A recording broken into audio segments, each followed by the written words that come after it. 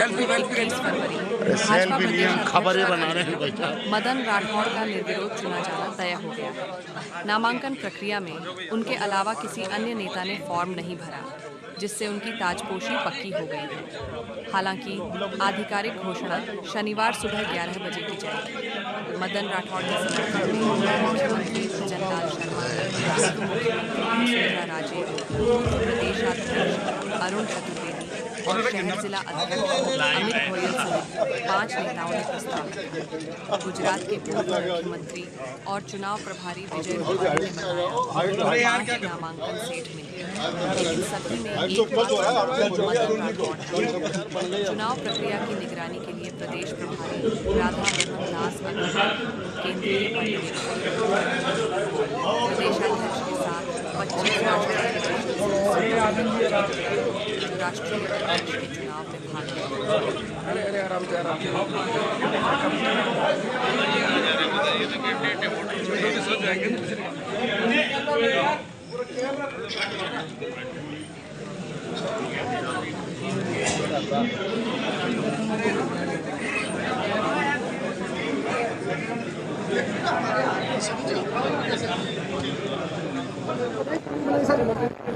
पहला सेट माननीय मुख्यमंत्री जी की तरफ से मदन जी राठौड़ के लिए रखा गया है।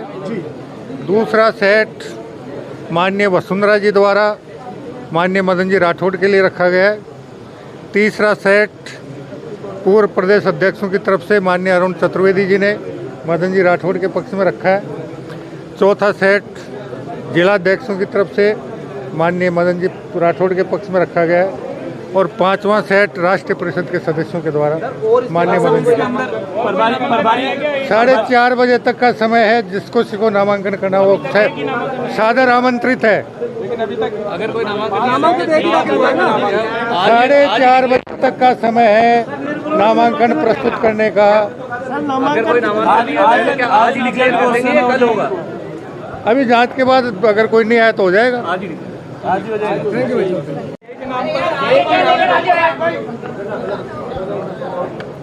अपनी बात हो गई थी ना, अंदर से अंदर से खुल के नहीं हुई तो कैसे होती वो बताओ, फिर वैसे बताओ। अंदर क्या रहा भाई साहब? एक ही नामांकन हुआ है।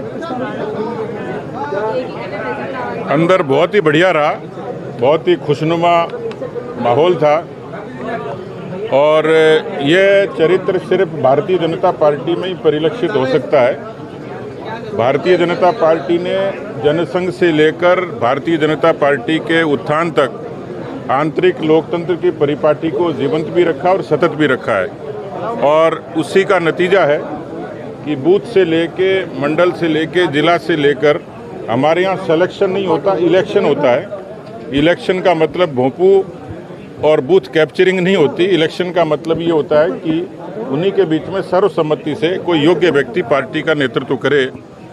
बूथ की, मंडल की, शक्ति केंद्र की और जिले की सारी प्रक्रियाएं पूरी हो गई और आज अध्यक्ष के निर्वाचन के लिए नामांकन हुआ। विजय रूपाणी जी जो चुनाव अधिकारी हैं, उनकी उपस्थिति में मदन राठौड़ जी का बहुत ही अच्छे तरीके से बिल्कुल फील गुड माहौल में हुआ है। अगर एक ही नामांकन आता है तो क्या आज ही डिक्लेयर कर देंगे सर? ये नहीं, कल ही होगी घोषणा। तो पार्टी ने जो पूरे देश में प्रोटोकॉल तय किया है, लेकिन राजस्थान वो जिला हो गया, राजस्थान वो प्रदेश हो गया जो अब राष्ट्रीय स्तर के चुनाव में हिस्सा ले सकेगा।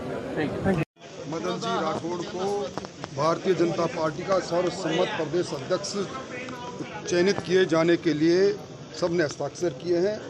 एक ही मदन जी राठौड़ का ही नामांकन दाखिल हुआ है।